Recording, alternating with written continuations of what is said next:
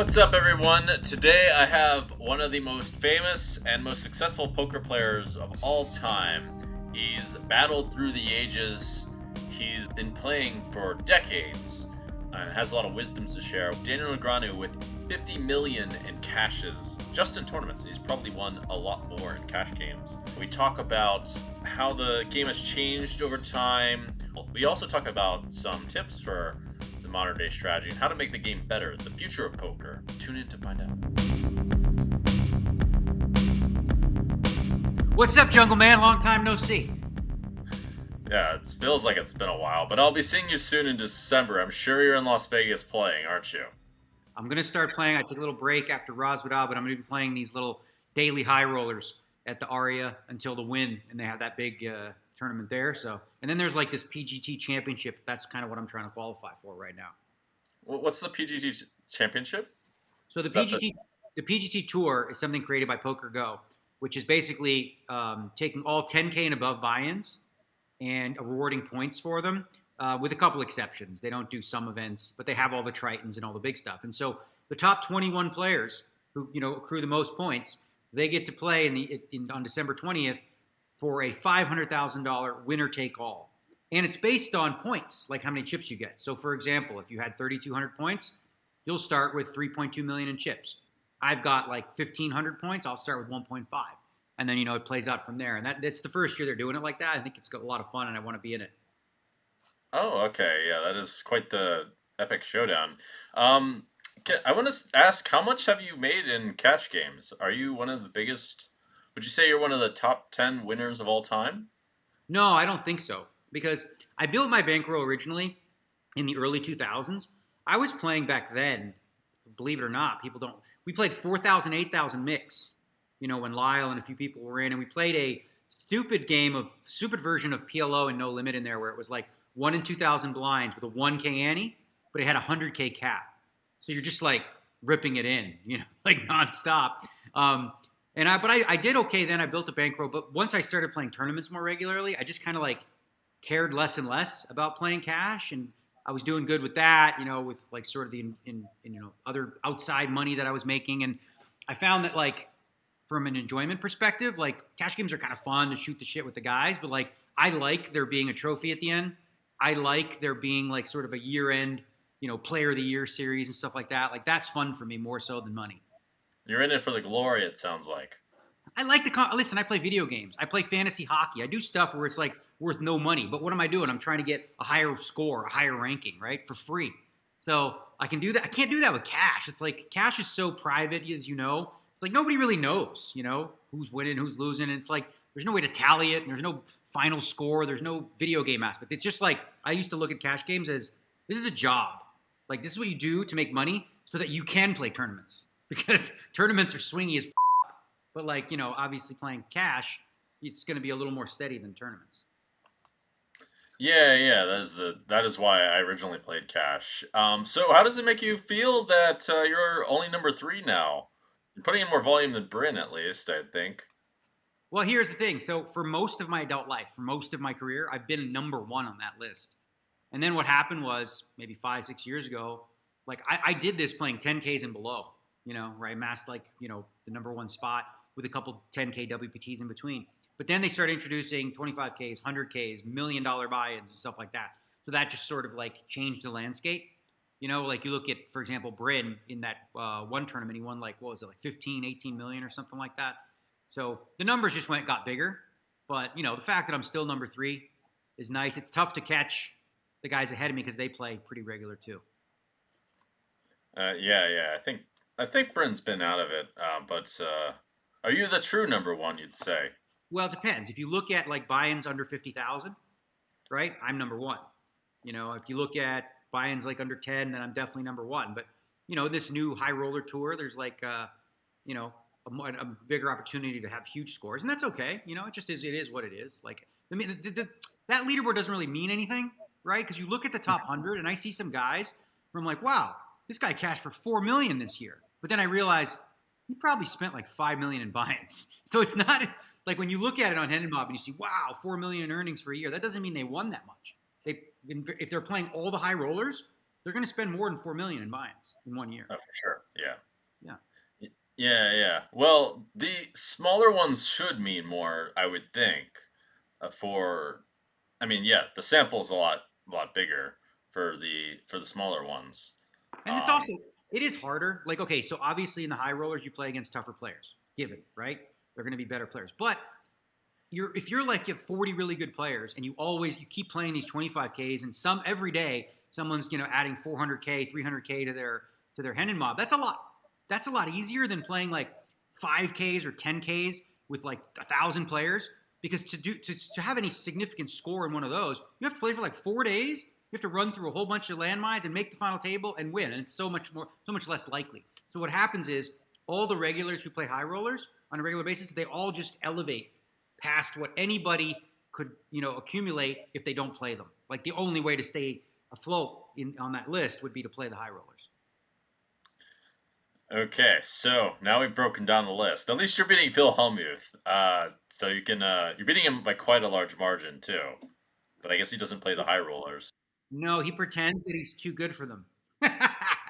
Yeah, I guess, I don't know. He maintains that image. Well, I noticed you have a bit of a history actually in the film industry, and you were in Katy Perry's music video. I didn't know you were an X-Men, and I knew you were like co-producer of Detention or something, or this other film. Maybe you were part of another one. I had no idea you had such a variegated career path. Well, one of those things has like a common thread. A guy named Joseph Kahn, who he's made all the best music videos in the world. Like he does Taylor Swift, Eminem, every big name, he's done their music videos. And way back when I was with Stars, they did a campaign, and Joseph Kahn ran it, and we became friendly through that. And so he also, made the movie Detention. He also made the music video, the Katy Perry Waking Up in Vegas. Asked me if I would do a cameo. I was also in another one of his films called Bodied, which I really liked. That was a fun film. These are like cameos. I'm in there for like 10 seconds. And then Wolverine was another one they approached. They wanted an Easter egg in their movie. So I played like a 70s greasy, like Louisiana losing card player or something like that. And those are all like cameo things. I did one that was really fun. It was a TV show. It was a sitcom called Mr. D, which is pretty popular in Canada. It's a guy named Jerry D. And the whole episode was like about me, and we ad lib. And so it was a lot of fun. It was You about and me what? being, we ad lib, right? So Hmm? there's a rough script, but you sort of just kind of shoot the shit and you talk and you create a show out of it. But like there was a whole Oh, story arc, and it was all started with me. Like those guys run into me at a bar, and I'm drunk and like sad, and I ask if I can sleep on the guy's couch, you know, and then I ask him to borrow his credit card to play some online poker, go to his school. It was a lot of fun because it was actual acting rather than just like, what I did in Wolverine, which was 5 seconds. so how'd you get into all this stuff? They just decided, or you just knew Joseph Kahn, or was this something you sought out, or did they really want like a famous poker player in them?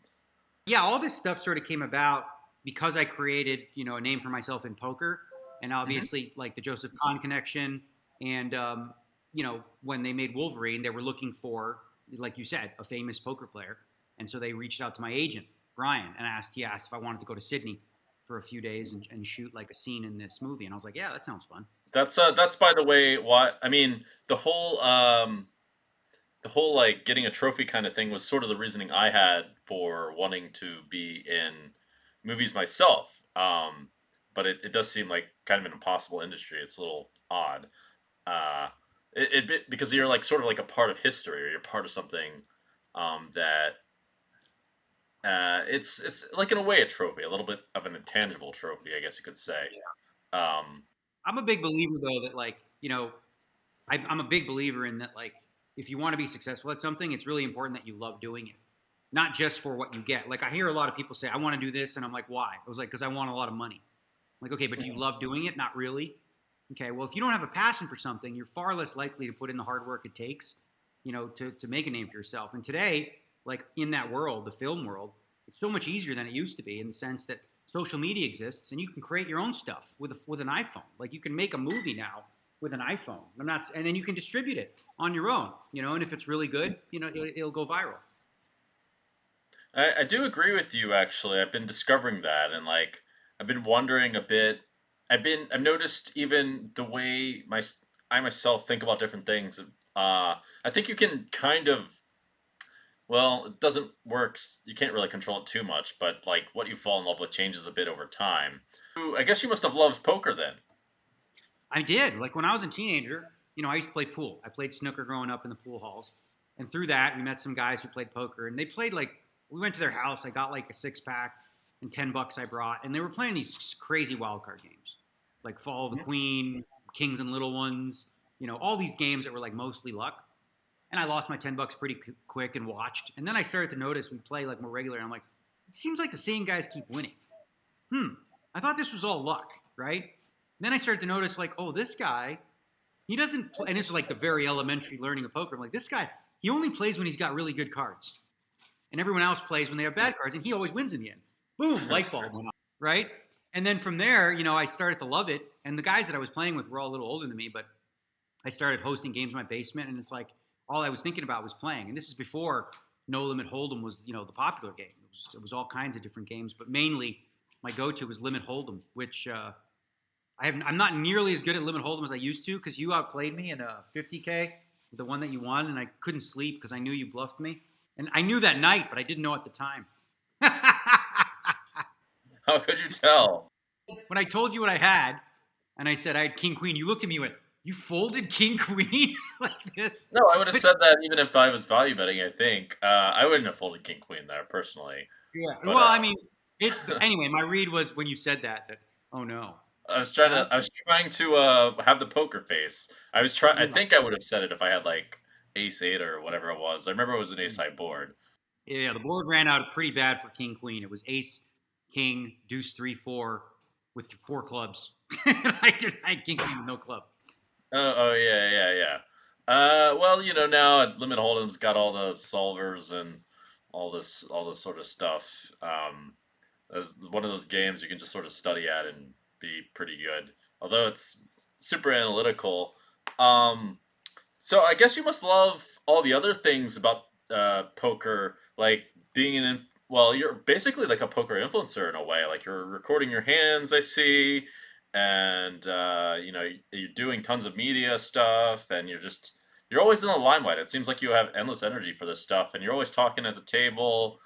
Um, I guess do you just love it all, or Yeah, well, listen, for me though, like I either go hard to the paint or I chill and relax really hard. So when I'm not playing poker and I'm not creating anything like that, I just really don't even think about poker at all.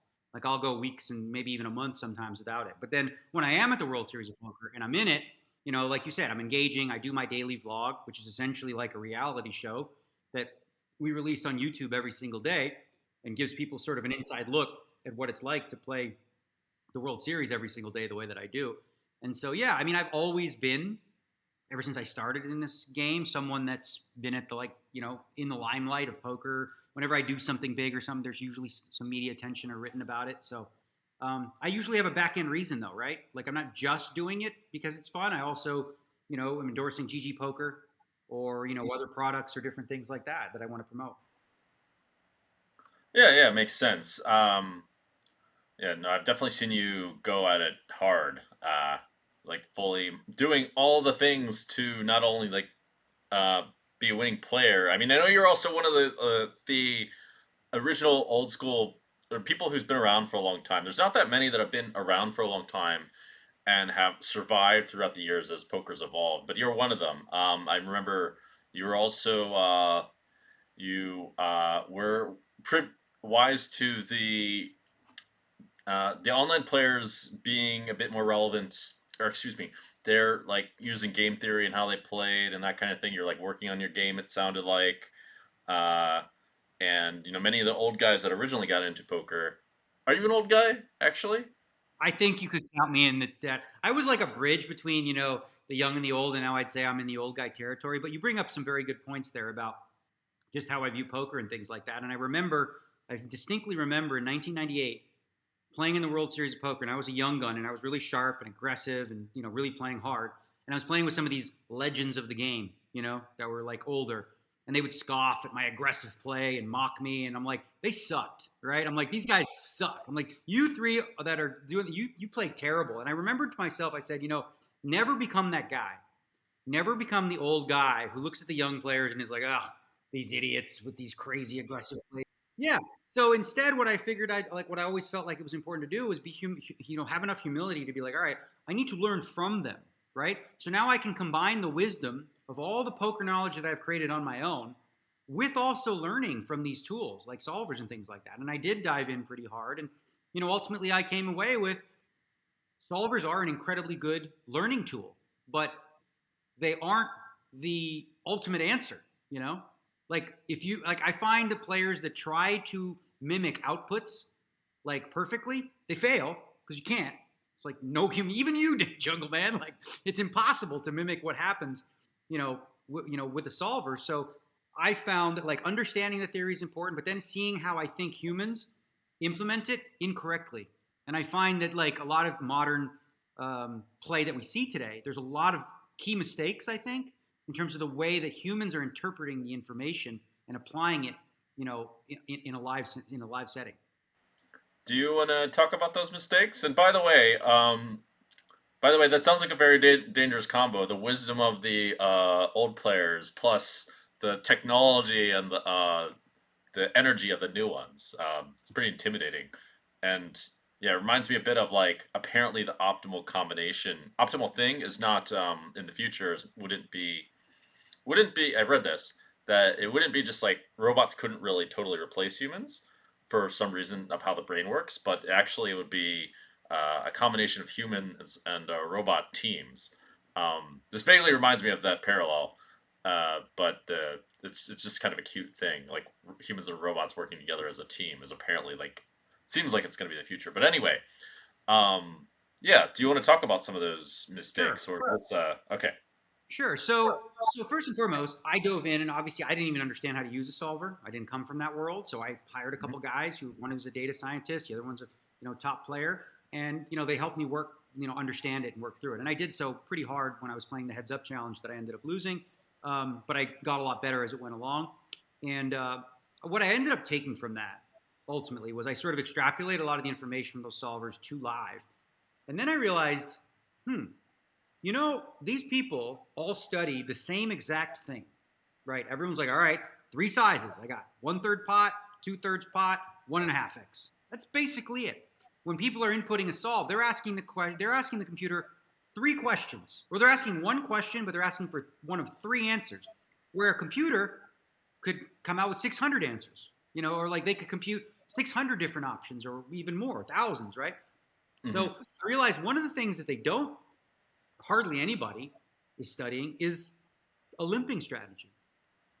And so for the Super High Roller Bowl, I started to implement a limping strategy that really broke their brains. Like when you think about how a solver works, right? For those that aren't that familiar, which I imagine most of your audience would be, a solver's when you have 2 players in the blinds, like the small blind and big blind, who can have like infinite rangers, it makes the solver break. Like it's so much more difficult, right, to figure out how to proceed forward. And it allowed me also deep stack to see a lot more flops without, say for example, you're opening like ace 10 suited and you get 3-bet and it's like too big and you have to like fold it or something, just for example. Well, if you limp, you're never folding. Like you get to see more flops, and you can also do so with a balanced range or whatnot. But ultimately I found that like unique sizing, right? Sizing that don't fall into the categories of what everyone studies really threw people for a curve. So instead of betting 2/3 pot, a lot of the time I was betting 80%. On flops that require a quarter bet sizing, I was betting 50%. And so everyone's like, whoa, you're not balanced. I'm like, okay, I'm not balanced. Cool. But do you know which way? Do you know what my range is constructed of when I'm betting these things? And the answer is no, right? So yeah. Go ahead. No, so the point is like the whole point of GTO is not to be exploited. But if people don't know how you construct ranges and your sizes, they can't exploit you. Once they figure it out, like really smart guys like you, who start to notice like, okay, well, when Daniel's betting 50%, he's way too strong. His range is nutted. And when he's betting quarter, it's like bluff heavy. And now you take advantage of me and start to exploit me. Well, then if I see that, now I might, come back at you and start flipping it on you, right? And that's the fun part for me, the leveling more. Not being a slave to like rolling the dice and saying, well, I rolled a 14. That means I got a 3-bet this one. Like, I didn't enjoy playing poker using randomization. I much prefer playing poker, like actually thinking about my opponent and making it specific to him, especially in tournaments, right? Yeah, I have a bunch of things to say. First of all, I prefer 80% in pretty much every situation more than two-thirds pot. I find even when I was looking at the solvers, it didn't really seem like two-thirds pot that much. But there are situations where it's good, and your idea is good. It's actually a great idea. Is basically just like do things that are outside of their comfort zone. And I play. There are some guys that are really like religiously solving these, uh, religiously paying attention to these solvers. But in my experience, I've been a little bit. I've been a little bit underwhelmed. I've seen all sorts of mistakes. I used a slightly different approach because there are many different game trees that I found that people didn't really explore, and actually, they're probably not that far off from the EV of like taking the more conventional lines, and you can reach some really big exploits by taking some of these um, game trees. I That's more along my approach, and then and additionally, I mean, like obviously, we're not even talking about like exploiting your opponents, and there's all kinds of ways to exploit your opponents in tournaments. It's super hard for most of these guys for almost all but like the top players, and even like me or I don't know, maybe not you, but like to do certain things that the solvers would have you do when it's like a final table is really really hard. It's like hard to really take that into consideration. There's probably a lot of potential out there to exploit. I also personally use a bit more of the psychology of things and some more population exploits because I find that a lot of people when we're talking about the leveling war, which by the way I can't stand to I think I mentioned I can't like can you believe some of these guys like use like they shuffle the chips and like where the chip lands, they're gonna like bet or check or something like that. They're gonna use a mixed strategy based on like shuffling the chips and like doing the exact same thing every hand. It's like too brutal for for me. It feels like takes a lot of the fun out of the game, if you know what I mean. Yeah, again, like I said, when I was studying and you're trying to learn how to implement game theory, optimal play, I mean, in order to try to do that and learn that, randomizing is like important, right? Because you're trying to actually hit the numbers in the right spot. Once you get a handle on that, doing it is kind of dumb, right? Like why how I randomize now? I randomize based on this. Okay, this guy thinks I don't bluff much. I'm going to bluff more against him, right? And then this guy thinks I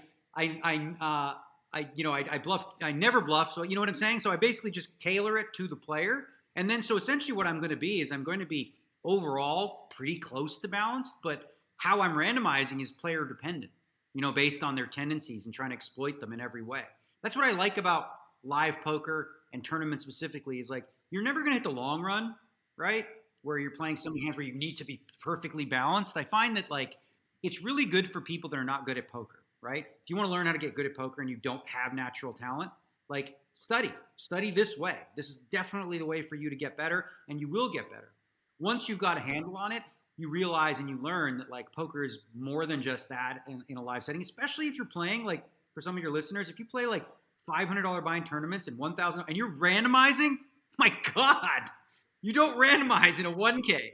Like, you know what I mean? It's just like you don't like, oh well, this guy from Kentucky who's 75 years old put all his money in, and you're going, well, I need to call here about 50% of my range. You're like, no, you just don't call. Make Okay. sure the old guy is just not whipping out his moves on you.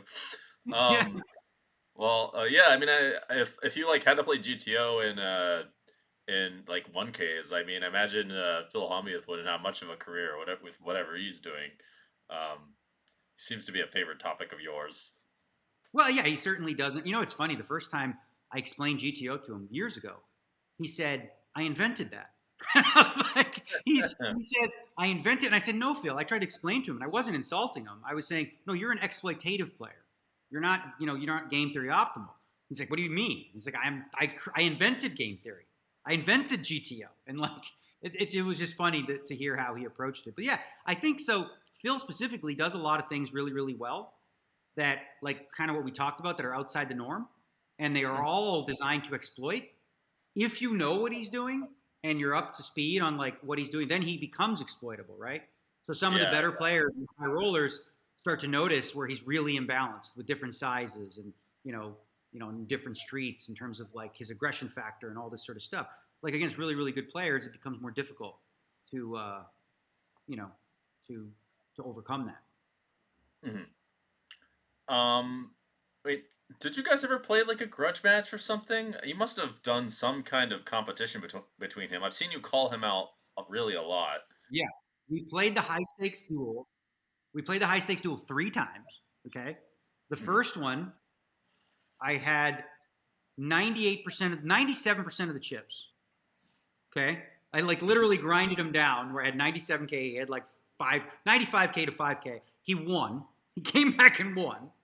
And then he beat me the next 2 times He too. did the same thing to me. He did the same thing to me. I had all the chips and I like folded in this stupid hand. And I I remember, saw when he folded trips. yeah, it was so stupid in retrospect.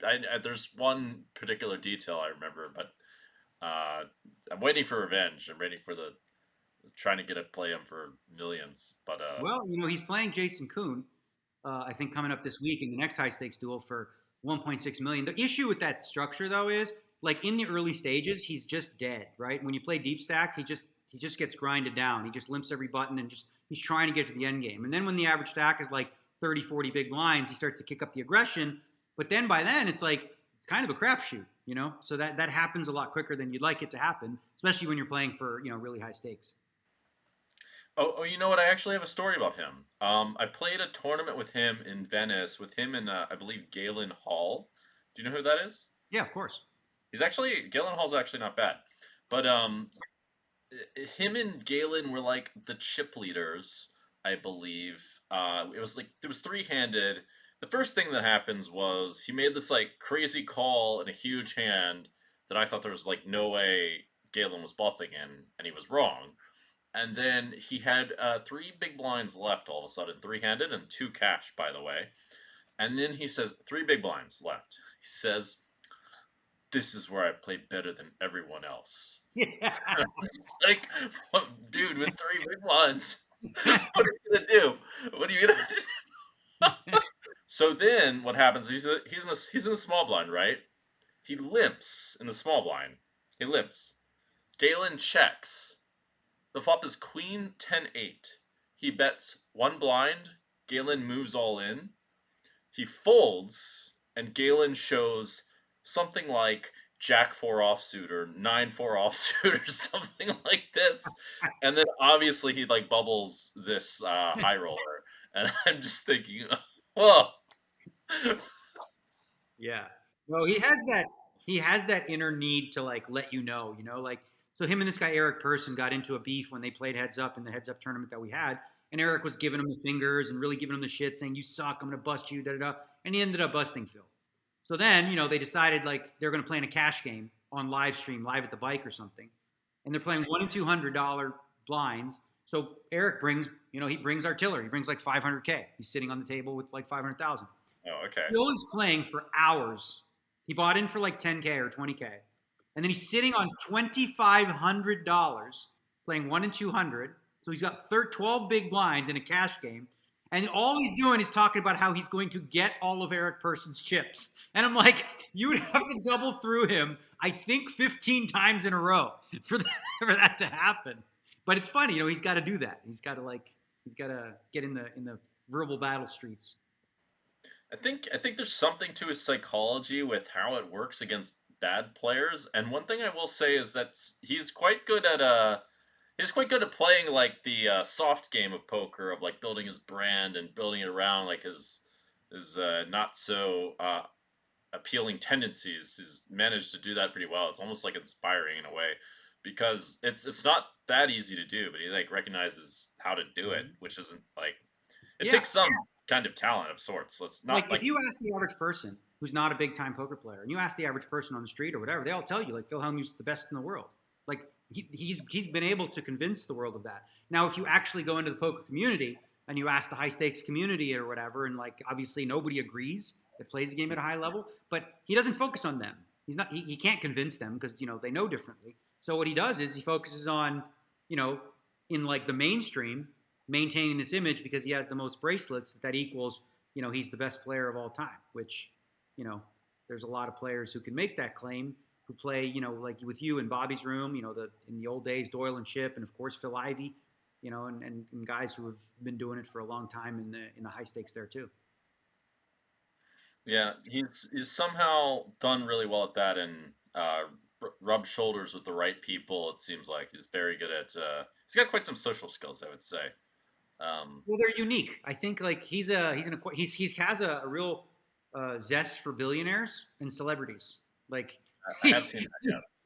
Yeah, yeah, if someone's like if someone has is a regular person with a business, whatever. Oh, they have a $1 billion business. All of a sudden, this person, and I think it's part of his value structure and how he views people. He sees this person as a billionaire as an elite person or an more important person, which I think is aligned with what a lot of the world does do.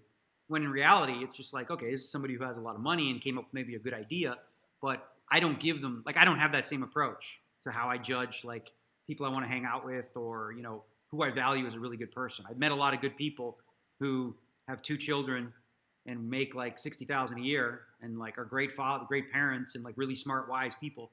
Mhm. They don't have $1 billion, but like they're much more of like what I would call a role model for how to live a good life in a lot of ways. Because a lot of billionaires, they say, right, a lot of them end up amassing so much, and if they lose a foundation or they don't have one in Mhm. terms of a reason why they were accumulating this money, they can feel empty and they can feel. I don't know if you ever felt that, Jungle, but I have in my life. Like when I got my whole goal in life was to make money, right? Let's make money playing poker, and then I did. Now I got all this money. What the hell am I going to do with it? So guess what I did?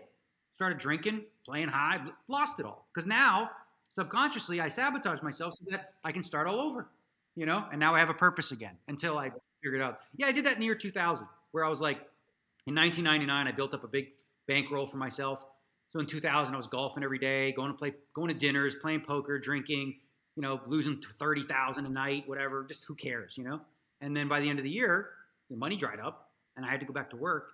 And I realized like I sort of self-sabotaged. Well, not sort of, I did. And I noticed that with other players that I looked up to in a way that would be playing like 2 and 4,000 and like playing, they built up a bankroll, they've got millions of dollars, and then they got these hookers here, they got cocaine, and all of a sudden the next week they're like, hey bro, can I get $500 to play this 2040 game? And I'm like, you were just playing 2,000, 4,000, and now but that's what he's doing. He's like, all right, he got through the strippers, the drugs, the blow, and everything, and he's going to go back down to 2040, and he's going to do it again. So what happened was, I believe, what in these minds is, they had a purpose, which was to get money. Once they did, they didn't have any reasoning or they didn't have any hook or vision. So they sabotage. Then you go broke. You lose all that money. And now all of a sudden, your life has purpose again. Right. And I don't know if you've ever experienced anything similar.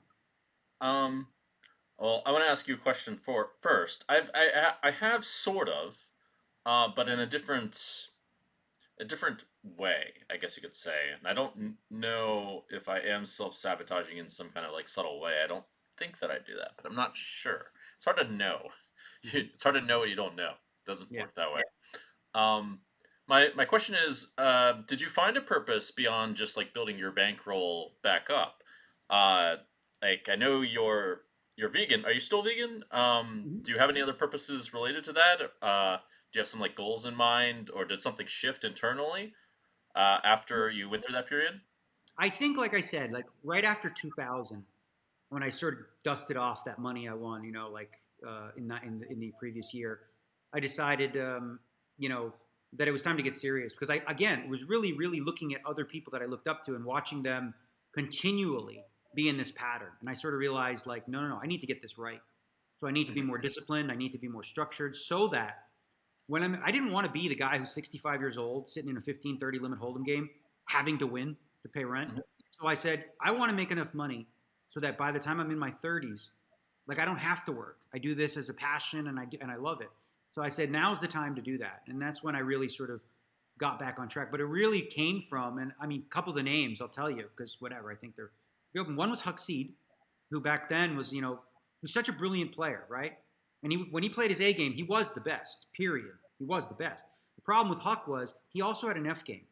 And his F game would come about if he made one mistake. He was so hard on himself. Like, he might miss one value bet in Omaha 8 on the river and then just decide, fuck it. If I can't play perfect, what's the point?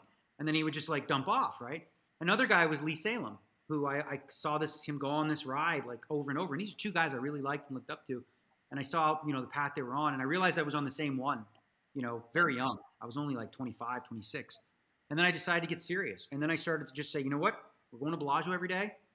We're going to play mixed games. We're going to play 2-4, 4-8. And by the time 2002, 2003 ran around, I was playing 4,000, 8,000, in some of these really big games. And, being younger and like studying in the most simple ways, like we didn't have like mixed game solvers or anything like that. So I just ran sims. Like I would go home and run sims on stud 8 and be like, oh, who's the favorite on Fifth Street? Just that alone, the fact that I knew on Fifth Street, like if I was ahead or behind their range, like that was enough. Like that was enough to give me an edge. Well, the pro poker tools is sort of like the basic level of sims in poker, like the I equivalent of. used a I used a floppy disk, MS-DOS floppy disk, and it was called Mike Carroll's Poker Probe. And you stick it in your computer, and you could run like a sim, and it would take like hours to run because it just it would actually it was a very slow computer type thing. And then I would do that. I would like write down the hands after a session, and I'd go home and I'd run them and just see, so that I know for next time. And like that's one good way to learn. Obviously, that's a very simplistic way, but like once you understand a spot that you've played before, the whole goal or the idea is like to have when anytime you come up with similar spots, you're prepared because you already know the answer. Like you already Sure. know. Yeah, yeah. Yeah, you want to like, yeah. I mean, the cool thing in poker is you can prepare pretty well if you're like experienced and know what to look for and that kind of thing. Um, I sort of had a bit of your experience, or at least it happened very quickly with me, particularly with. I mean, it's more like a gradual process of sorts. Just my whole like relationship with pursuing women and figuring out what I want out of life and that sort of thing. It's kind of similar in many ways. I did have a shift of going from I want to make all this money to use it for a higher purpose, to, well, wait a second. I mean, there's other things that are like, in a sense, currencies that are valuable. And so it shifted from like the positive impact I wanted to create, plus like the experiences I wanted to have as well. And so now everything became a lot more complicated related to that. And then, yeah, it really made me ask the question, like, even with like I did go on a couple party trips with a bunch of girls and that kind of thing, but it made me I very quickly realized that lifestyle is not exactly for me. I felt it very, very strongly about like a few days in. I was just like, I want to get out of here. This is the funny thing. Um, and then I can relate to that one. I did that. I did that for 1 month too. The first time I got divorced, I oh, was you married. did? Was married once, and then I was at the World Series of Poker, and I had my best year ever. Not in poker, but like with the rail. Like I was like, I would be playing, and when I would play at the World Series, a lot of people come up to the rail and they sweat me, and I would look and then sometimes you'd see something that was very, very attractive, and I would, chat. I remember one was funny because Jerry Buss, who is now he's the owner of the Lakers, he brought a couple girls. He always did, He brought them to the World Series when he was playing, and there was one who was on the rail, and I thought she was really cute, but she had no idea who I was, right? She looked up, and there was a Did you know big. who you were? She didn't know who I was because she didn't know poker, but she looked up, and there was this huge poster of me, because I had the Player of the Year banner up there.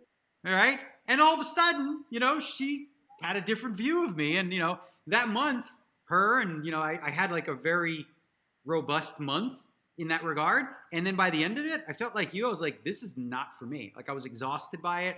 It was too much to keep up with. But I got it out of my system, and I think I don't regret it because you just got divorced. You just kind of want to do that, right? Like let's have some Yeah. fun Oh, and do this. But it was really valuable because now I know. Like I knew like from then, it's like that's just not who I am. Like I'm not yeah. that guy who needs to be doing that. The funny thing is, like, a lot of the guys on these sort of on these things, I knew a few other guys also that did these things as well, and sort of like manufactured these situations where even though they weren't necessarily like the best looking guys or whatever. They were smart enough to put together a situation where everyone like to manage good parties and create a situation where everyone had a good time basically. But they all basically did essentially wife up. Is the funny thing. It seems as though it wasn't really for anyone. I mean, it's different for everybody, right? Some people actually just have like a sexual addiction, but I think the vast majority of men who do that, or women, or whatever, it's about validation and it's about ego and it's about the chase, the hunt, and it's about sort of like being seen as somebody desirable, right?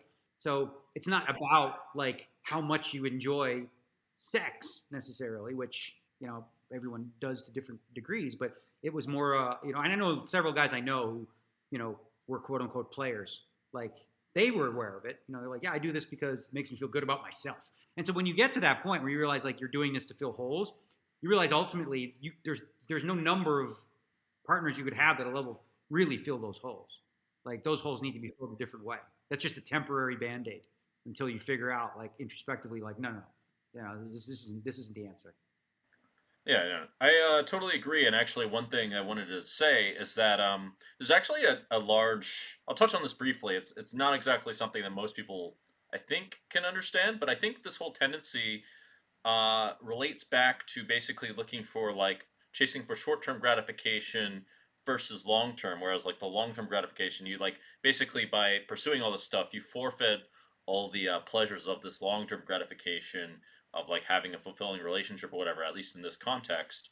And a lot of what's happening now in the world, because it's becoming more globalized and very fast, is basically, especially in like first world countries, is more and more people are essentially embracing this hookup kind of culture and mind. And basically, but it doesn't just stop there in hookup culture. It also extends to money, as you're talking about. It can be like, or like hanging out, or just like it can apply to money and it can apply to other things as well. But basically, a lot of this is happening and on a global level, and it's expediting quite fast. And people are discovering this actually kind of sucks.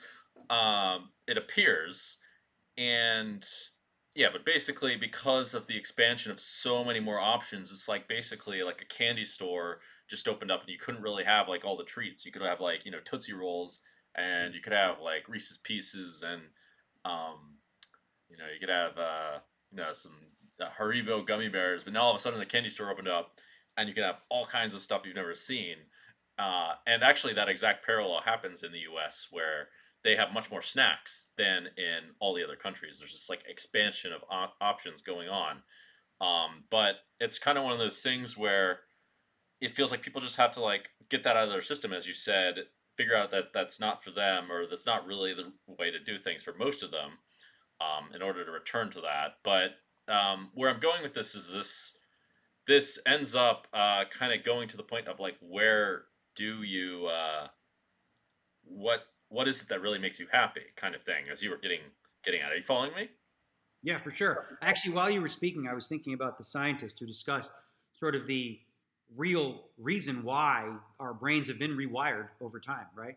Like I think back to my childhood. If I wanted to watch a movie, right? The process to watch a movie was get in the car, get my mother to take me, go to Blockbuster, drive there, look through all these videotapes, right? Sign in with a card, bring the movie home, and then bring it back like 3 days later. That's to watch a movie. How about now? Today, not only do people not have to go to Block, they can go on their phone, boom, boom, boom, click one thing, and they watch a movie. So we live in a society of instant gratification.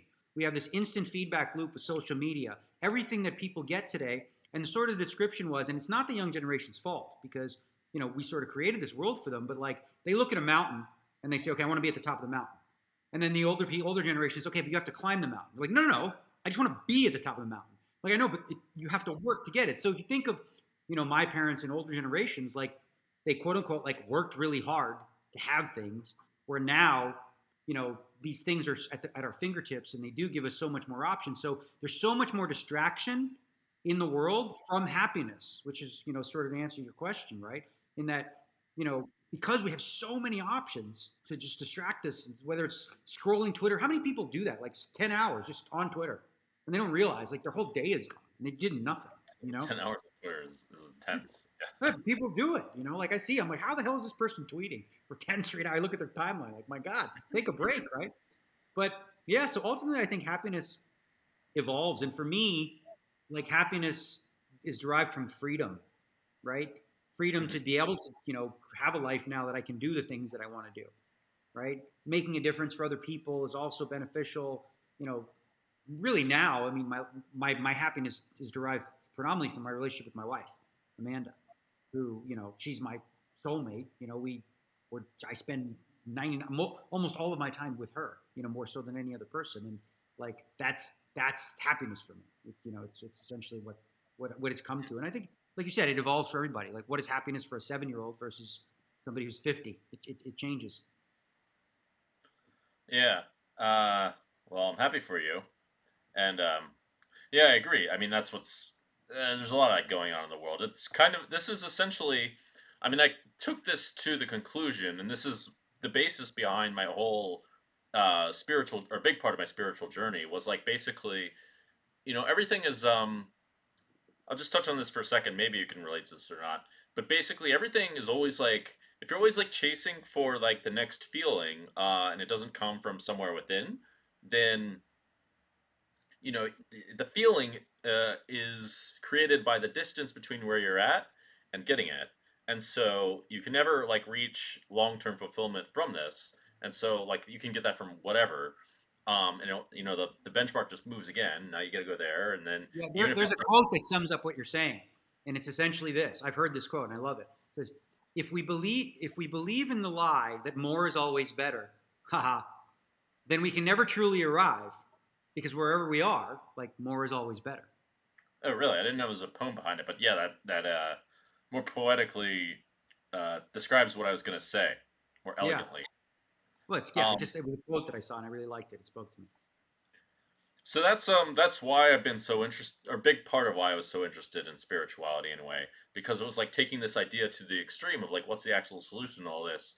It's to go backwards and like find fulfillment from within and whatever it is that is within. As you were mentioning, freedom is a big part of that. I mean, to be able to choose what you want is a crucial element of that. I mean, it is quite fortunate. That's one of the cool things about poker is that it allows you to like be free with and do kind of whatever you want. I mean, do you care a lot about spreading the game for these kinds of reasons, or you're just really passionate, or you just love to play? Is there any like It wouldn't be for those reasons specifically. Like, I love poker. I want okay, poker to be as like big and accept, and it's like it's my video game that I chose, right? So whatever video game, whatever sport, whatever endeavor, whatever business that you fall in love with, you want it to grow and you want it to be elevated, right? So I know that I can play a role in that, and I have for decades now, really, um, in terms of doing that, and I think I'm uniquely positioned to be able to do that. I think, like, partly because I probably from my youth I was always sort of filmically, I had a filmic mind in terms of, I thought I would be an actor and writer and all that sort of stuff. So being on camera was always very easy for me. It was never mhm, something that I had to like adjust to.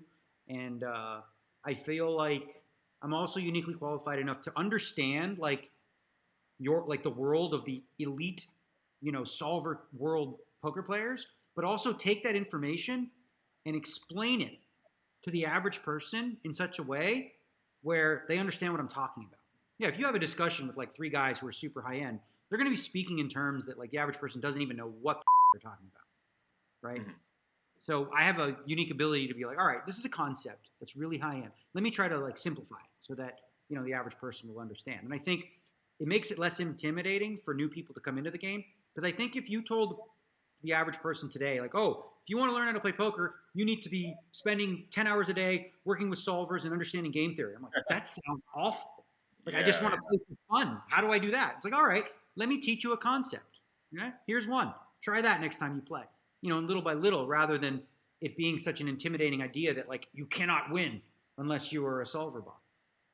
no, that's the cool thing about poker actually is that it's like one of the only things that I was realizing this because if you wanted to go into acting, for example, uh, like in order to start making money from acting or to like really do something. I mean, you could go into plays. I've been investigating this as well. Like this is something you really need to love because there's a really it's going to be tough to make money in this, and it's really going to be tough to be a professional fighter, like professional anything. But in poker, you don't really need to get that good, relatively speaking, to make like pretty good money. Um, you just need to beat your friends, and you just need to you just need to know the basics. Like if you just know pre-flop and like a little bit of post-flop, you're probably okay. From my experience, so it's Yeah, it's no, cool for I've that. said this before. I've said this before, but like, let's say you're the eighth best player in the world, like the eighth best player in the world. If you sit down with the other seven, you're the sucker. Like if you're playing poker every day with seven guys who are better than you, and you're like, you could be the eighth best in the world, but like you're the sucker. So really, it really speaks to like what you're saying is, if you have good networking skills and social skills, you see a lot of the games have gone private now. So if you're a pretty good player, you can get in these private games with people that are just don't know what they're doing and playing poorly and crazy. Like you don't need to be all that good, like you said. Like I look at what does it take to be like who's the best poker player today, right? And define what that means. I know a couple guys who they're not better than the Wizards, but they make 10 times more money than the Wizards. So if the end goal is making money, who's the best? Is it the guy who makes the most money? Well, obviously at playing the game specifically, he's not better. But if you incorporate the social skills and the ability to get in these games, that's part of the game for a professional poker Sure. player. So he's Yeah. crushing in this area. Doesn't matter. He doesn't care about this stupid solver. He doesn't need to. He's playing with players that are much weaker than he is. Like Dan Bilzerian's a good example of that, right? A guy who he won't beat, the toughest lineups in the world. He knows that, but he can make a lot more money playing in, games that he can get into that the average person can't. He has totally worked that angle, and I 100% agree. Okay, I got to ask some questions from the fans. We kind of touched on them, but we got to give a little shout out to the fans, a little love for the fans, Dan. If it wasn't for the fans, we wouldn't have an audience. So, what are your expected? Well, I mean, I'm curious about this myself. How do you balance poker and marriage life? It's actually really easy because my wife Amanda, she was Amanda Leatherman, who was the host of the big game on poker on Fox. She was also, she worked in Poker Wire. She worked in poker, right? She used to interview players, so she understands the game. She understands the life, and she understands and I think that's part of, what she always knew me as. So she's very supportive in that regard, and it becomes easy. I think it's more difficult, obviously, if you choose somebody who, doesn't understand your world very much. When you come home and you're like, how was work? I was like, I lost $200,000. Like, what? You know, average, average person is like, well, you should quit. You should stop. When are you going to quit? It's like an addiction. I'm like, I won like 600,000 last week, right? Like it's okay. It's going to be okay. But my wife does understand, the swings, and and that makes it easy to balance. Yeah, that sounds like a match made in heaven almost. What are your okay? So, do you have any advice for someone who's playing lower stakes on how to become successful? Yeah, so if you play low stakes, right, I would say start with this. Like, what is your real vision and your goal? Are you doing this as a hobby because you just want to improve and make some money on the side? Or do you really have aspirations of, making it big and making a lot of money? If it's the latter, if you want to make it really big and play in the higher stakes, then it's going to require a lot of hard work. There is no magic pill. It's not as simply here, do this, you'll fix, you'll be a star. It's going to take a lot of hard work. And part of that hard work is working with solvers, studying the game at a very high level, and continually, taking shots and moving up in limits and testing yourself against better players. Because one of the ways you'll improve is you'll find when you face off against competition that is at your level or maybe a little bit above, right? If you play 1-3 all the time, fine, you're the big star there, but like it's not the same world as playing 100, 200, or something like that. So testing yourself, in that regard. But like what I used to do is I was a shot taker. So if I played, well, back then it was limit hold'em, I would take like, say I was playing 10-20. Well, I would take like 30% of my bankroll, try to play 20-40. And if I lost it, I'd go back to 10-20. Shot taking, what that would do is when you go up a level or so, and let's say you did get your butt kicked and have to go back down, you go back down as a much stronger player. So you should be winning more at the lower limit than you were in terms of your hourly rate. And then, you better prepare yourself for next time. You've got to keep pushing your comfort zone. Sounds Yeah. like is Yeah. what you're getting That's a good way to at. put it. Learn from the better players when they sometimes kick your ass, but also Yeah. try to win all the money. Yeah. Um, I want to add that I myself, when I was first starting to play poker, I didn't have the goal to because I didn't think I was going to be like the best poker player ever. I just wanted to like make enough money to be free, and then from there, I was like, oh, maybe I could play a little higher. and I presume that would be helpful for other people too. It's just that, just set the bar not super high, because it's a little too crazy. Um, let's also ask, do you have any expectations for poker in the next decade? What do you think the future of poker holds for you and for, um, yeah, and for like the rest of the world? I think the game is going to continue to evolve, like it always does. Okay, ever since I started playing in the '90s, in terms of like what was considered the correct way to play. That was clearly not the best way to play. And I think we're at a place now where a lot of people have rested on their laurels in the idea that like this is it. This is the way the game's going to be played. But I think 5 to 10 years from now, you're going to see a lot more dynamics in terms of different sizing.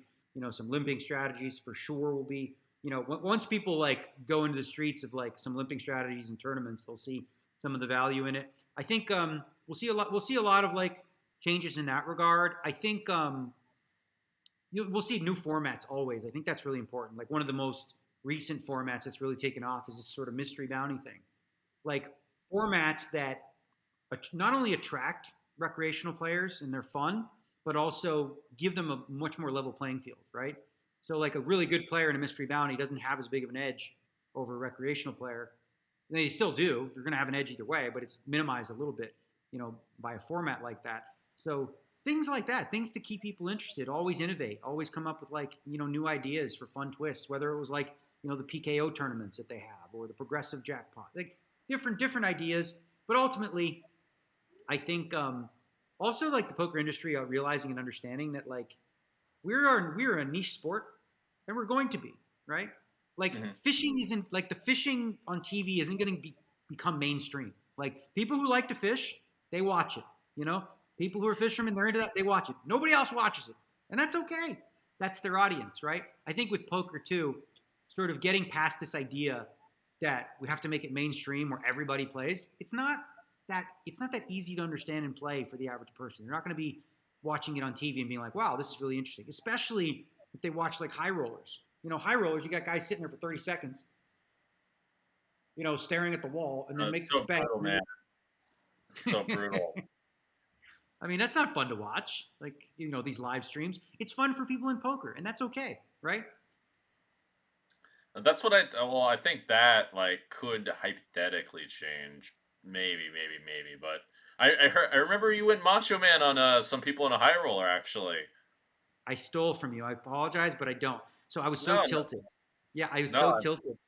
I busted it was the final event of the Poker Masters, the 50K buy-in. It was right on the bubble. I got aces in against pocket jacks. I lost the hand. And then I do the exit interview. And I sort of had a shitty week with that. Like all the all-ins, I was just, it just happens. I was losing like all the 2-1 favorites. I just kept getting right? That's So, super funny, yeah. so I was tilted in this interview. And I was like, I'm playing so good right now. The results are not there, but I'm dominating. I'm dominating these things. And I'm like, super high roller bowl. I'm going to have big stacks of chips. How are you going to get my chips? You can't. The only way is to get it in 30% equity and try to suck out. Oh, yeah, super high roller bowl. I'm coming for you. And then it was the most dominant. And then I did. And then I actually did. Basically got the chip lead very early on and held on to it the whole way through and sort of coasted without much without my stack being at risk pretty much ever. Well, it was never at risk, not once. Well, you're the Macho Man Dan of this stream. I don't know if you're the true of this podcast, but I don't know if you're the true Macho Man Dan, but this podcast you are. And actually, I think it would be funny if I thought it was funny. I thought it was like imitation is just saying imitation is the best form of flattery. And anyway, you're like one of the only people that's actually doing stuff. Everyone's just staring at each other like I'm bored. I'm bored out of my mind. I can't take it. I have to do something insane, like dress up as some Yeah. freaking Fruit Loop. I And love your yeah, outfits. They're great. Your all outfits right. are like on point, next level. Thank you. I've got a few other ideas too. Um, oh, I wanted to ask actually, do you think acting and like putting on these kinds of like, do you think there's any role for acting in poker, or did you learn anything from it I think a that you little applied? bit. I think that not necessarily specifically from acting, but just in terms of like how to be the host of a game, how to make the environment friendly. And it started way back when I started playing really at the Bellagio. Maury Escondani, who Maury, is now the big producer guy of all the shows. Another guy named Lenny Martin and another guy named Mickey Coleman. They started the Limit Hold'em game, 8160. They're all pros basically, and they'd start the game. But then like anytime a newcomer came, like the way in which they treated him was not patronizing, was not condescending, was really just friendly. They made it a fun environment. They joked around with him. They threw some straddles in here and there. They made the game fun. When the guy left, they had a conversation. It wasn't this predatory idea of like, let's suck this guy dry. I mean, obviously they are the providers in the game, but they understood that like as pros, we need to make this fun, right? Or else they won't want to come back. If we had 7 guys like back then in hoodies and sunglasses and everybody like playing 30 seconds slow, like this random guy is like, I'm just gonna go play blackjack. You know what I mean? I don't. This isn't fun. So I learned early on, like that aspect of, making games good. And listen, when everybody's loose and having fun and joking around, having a few drinks, the game's better, right? And you're probably going to make more money anyway. Even if you are throwing in a straddle here and there or making a couple bad plays, so what? You're doing it for the long, like you spoke about earlier, the short term versus the long term. Sometimes in these cases, even though you're giving up a little EV by making a bad play now, if you do it and it's funny and you show it, 7 deuce offsuit, ha ha ha. It's a good moment. It creates a positive experience for the kind of players that you want to play with. The people who have expendable income and just want to have some fun. Yeah, I mean, I think also for the sake of themselves, also, and for the table. I mean, it seems as though many of the professionals can't seem to get beyond this idea of like short term versus long term. Doesn't just like fall into like the strict category of like every monetary decision you make. Like if you spend like an hour like figuring out if you should bet 35% of the time, or like 55% of the time, and it's like neutral EV situation. Like that's not plus EV, like for your life. I And think part of what happened was online poker. As much as I love it, it sort of created like an antisocial environment where, like I said, when I did this at Bellagio, you saw the people, you were talking to them, you were having conversations, right? Where with Mhm. online poker, it wasn't what's the word? There wasn't that social aspect of it. So I remember this when I started playing in 2011, I was starting to grind and relearn the game at 1 in 200. I was playing 1 in 200 no limit online, and like I would remember like, I would sit down, everybody would jump in the games, right? And then like as soon as I would quit, right, there'd be 2 guys stuck in the blinds. And they'd say, "Do you want to check it down?" Right? I'm like, "You won't even play one hand at neutral EV, like if I'm not in the game and you think I'm like the big live one." It's like you like think about visually, optically how that looks. Imagine, and I saw this once at Bellagio and I was appalled. Imagine you have this random recreational guy who's a lot of fun and just comes to play, and it's 10-handed. He quits, and all other 9 people go, "Yep, game's over," right in his face. Right? Luckily, I have thick skin, and I didn't care. I was laughing because eventually, I did get quite good at the game, and it was 3-handed, and nobody wanted to sit anymore. It But takes a lot. Go ahead. Go ahead. yeah, but no, but just to close the point is like I have that thick skin, but think about how your actions will impact somebody like that. And like you quit immediately, like you can't even play neutral EV for 15 minutes till the guy leaves. It's like, and that comes, I think, from that sort of impersonal aspect of online poker. Yeah, yeah. I guess the conditioning of like, or at least like taking away the whole social aspect, taking away the whole feelings things, making people robots of sorts. I think the future it would be interesting if they'd have more collaboration between the pros and the businessmen. Like for example, in the Triton event, uh, I think you did play in it actually. The Triton event, the 200K. No, I Um, didn't, but I love it. It's a great concept. yeah, but even in that one, there wasn't so much collaboration. But like, imagine if like the pros actually helped the businessmen somehow, or like they made it like a bit more of a team thing. That would be quite of a new concept, and I think that would entice the businessmen a bit more because like, why not give them more of a chance? Like, why not? I Like, love this clearly, idea, Jungle, and it reminds me of a format. I don't know if you've ever played. I think you might have, where you've played sort of partners, where you play one street, and the other player plays the next street, kind of thing. yeah, yeah, yeah. I like this idea. This could be great. Like you could do a tournament, maybe make it 6-handed because you don't want too many people. But like you have a pro and you have a businessman, and you hand the cards. You like Jungleman, you play pre-flop. Businessman plays flop. You play turn. He plays river. So you have to sort of combine thoughts and think about the game, and you're going to help the businessman become a much better player too. And it would create like a unique environment. We did that before for a tournament like the Caesar's Cup, and I was partnered with Phil Hellmuth once, and that was difficult. It was difficult to be a starter because he put me in some spots. I'm like, why am I here? Why am I in this turn after check when you're supposed to bet the flop? Like, ah. So it's really fun, and it can create like a lot of that could be very dramatic actually because you could have arguments, right? It would even be fun against pros where you get pitted with somebody and they do something and you're like, what this is so stupid. Why'd you do this? You know? It's good drama. This sounds funny, actually. Yeah. I mean, I'm a little curious to be partnered with him just because, like, I think people have really like pigeonholed the idea of how the game can be played. There are a lot of other possibilities that could work. Like, I mean, you see them more in different kinds of games, but people just have this, are just too stuck in this idea. Okay, you got to bet 1/3 pot on the flop, and then you got to, you polarize your range on the turn. But you could actually do some things depending on some extreme situations where you could like raise turns a lot more or whatever. It just doesn't really happen that much. And I mean, I can think of some situations where like ICM can really change things if people like really go hard at exploiting. Like it could be really optimal. Just no one's really exploited these kinds of Yeah. possibilities.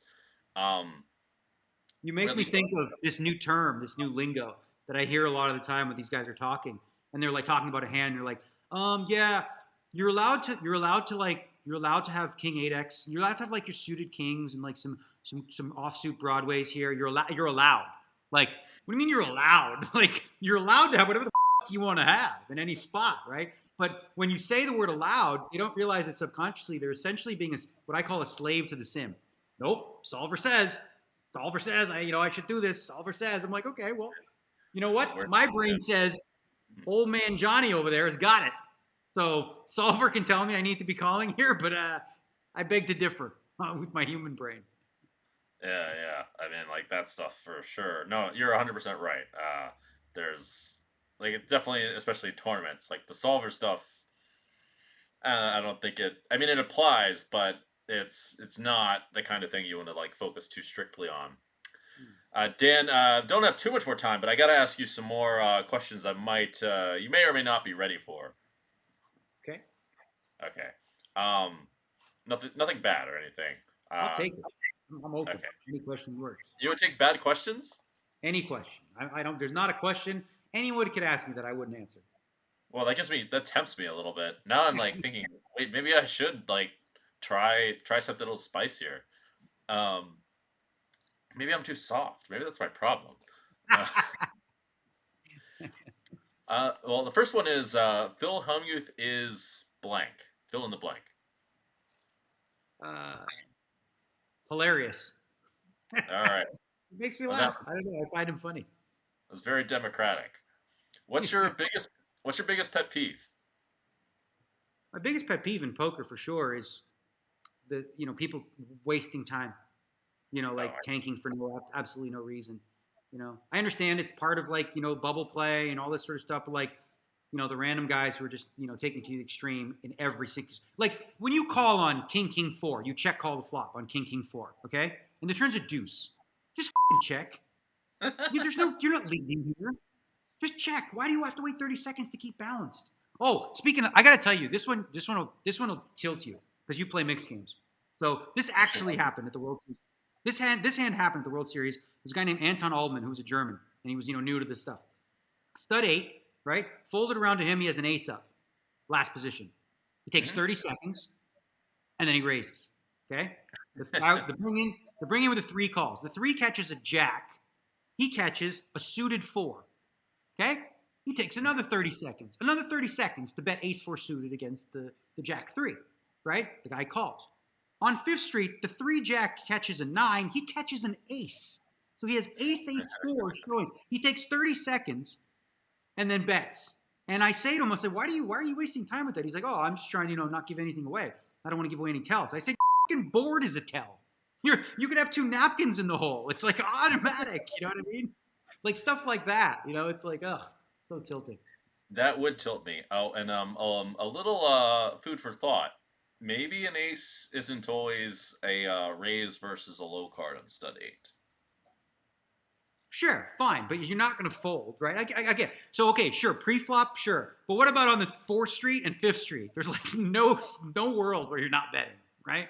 Oh yeah, yeah, yeah. I mean, I'm not defending his play. I'm just like Yeah, throwing an idea out there that I just I wanted to spice things up a little bit in a certain way.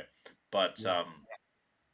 yeah, I mean, obviously this is just making it miserable for everyone, and it's not good. I like no one's like getting sick timing tells off of like 20, maybe even like 15-second difference. It's gonna be like super hard to. But I guess I mean maybe at final tables and bubbles and stuff it could matter. All right. So what's your last Google search? My last Google search. So stupid.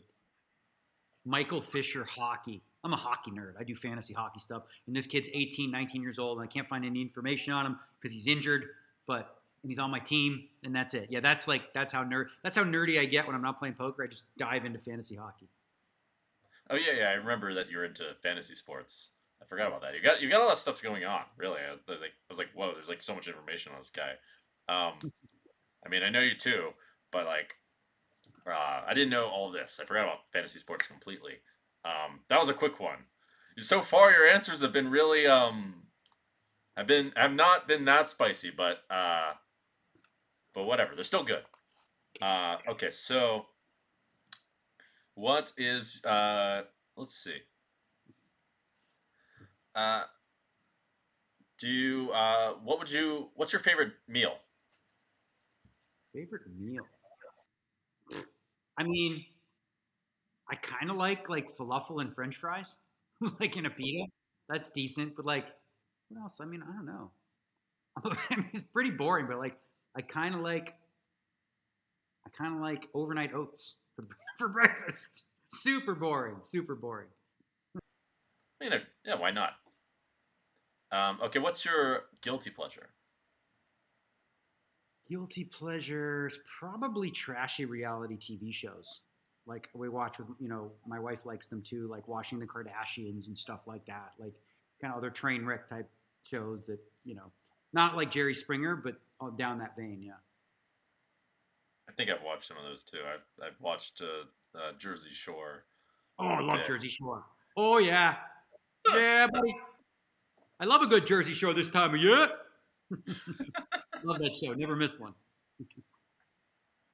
Maybe I should go Guido for. Is I'll go that with is you. that politically correct? I don't know. Maybe I should No, just like. Guido's fine. I think they call themselves Guidos, so I think we're allowed to, but I don't know. It's 2022, maybe you're not. So I don't know anymore. But that would be that would be a good one if I just turned just turned Jersey Shore for a day. Um. Well, okay. Biggest regret. Last question. it's funny. I just tweeted it, and it was a sad. I mean, I just tweeted because I wanted to get it off my chest. But when you're a teenager, you can be an asshole. Got in a fight with my mother, I love my mother. She loves me. We had, like I was a mama's boy. But I remember I was like 16 or so, and we got in a fight, and she was eating, and I was angry, and I called her like a fat pig or something, right? And I watched my Oh, mother like cry, like she was crying as she was eating, and I felt like the that worst is really human mean. being. Yeah, it's the meanest thing I've like as far as like the meanest thing I ever did. Like so, looking back, like I know it's a small thing, but like making your mother cry like that was mean, and I hated it. And I was like, it still haunts me, Like she's passed since she's passed in 2009, and of course we made amends and everything like that. And she's a mother; she knows that teenagers say dumb things. But like, I'm just looking back, and I say like, yeah, dumb stuff like that. Yeah, that's the one that just sort of popped in my head, and I tweeted about it recently. That was a good one. That was a yeah. I mean, it's one of these stupid things. Like when you're a kid, you just get like mad at your parents, but it's like the dumbest thing because they're doing all these things for you, but you're like so focused on like the things you don't have that you forget all this other stuff. Yeah, Um, I mean, I had perfect parents. They were so great. Like I was so blessed. Like they shaped the person that I became in my life. From the Mine were pretty good. Oh, excuse me. no, it's okay. From the perspective of generosity, and being easygoing and friendly and that sort of thing. Like, yeah, I got good moral guidelines from my parents for sure. Um, Mine too. I did do something similar to you when I was maybe like 15 or so. Um, yeah, I was a little shit back in the day, or a little bit of a little shit anyway. I had some issues. Everyone Yeah, has. well, kids will be kids. Yeah. Well, you are the kid poker, the the whatever, the unisection of the kid and the wise man and the internet kid, the internet kids, maybe a little kid inside, and the wise old school style as well. Would you say that's accurate?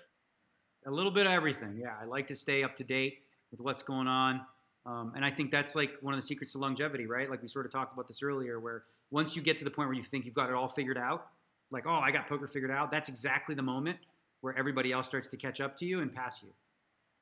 Yeah, I agree. It's like one of the biggest. I was actually thinking to make some content on that myself, but it's one of the biggest mistakes is you think you know everything. You know, Liv Burry, she did a great video bit on the straw man versus steel man arguments. She put it on What's your that? Instagram. She did a video, like a straw man argument and a steel man argument. You know that? What that is? No.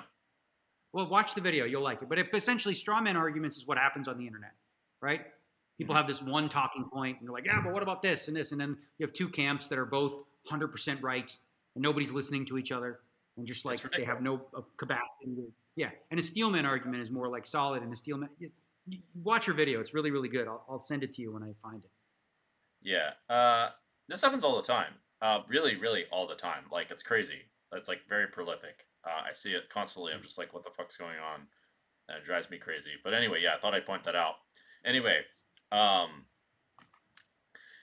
Daniel, any last words? Just keep being you, Jungleman. You are perfect the way that you are. You're a great asset to the poker community. I love the characters that you put together. I love how much how much passion you have for the game. I love the way that you think about the game, and just keep doing what you're doing. And good luck with the podcast. Thank you, and you too. Do you have anyone you want to call out, or any predictions, or any Macho Man type things, declarations, or anything like that that Right you want now, to give? right now I'm at peace, and I'm just going to be focused on getting in that PGT championship. And oh yeah, 2023, that's my year.